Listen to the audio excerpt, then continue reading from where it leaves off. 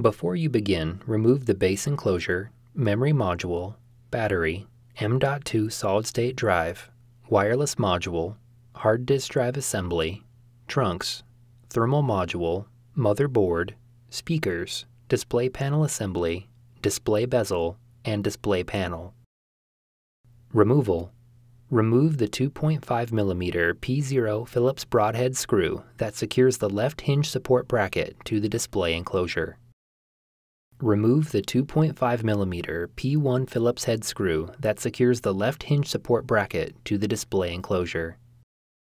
Remove the left hinge support bracket from the alignment pins and retention tabs on the display enclosure.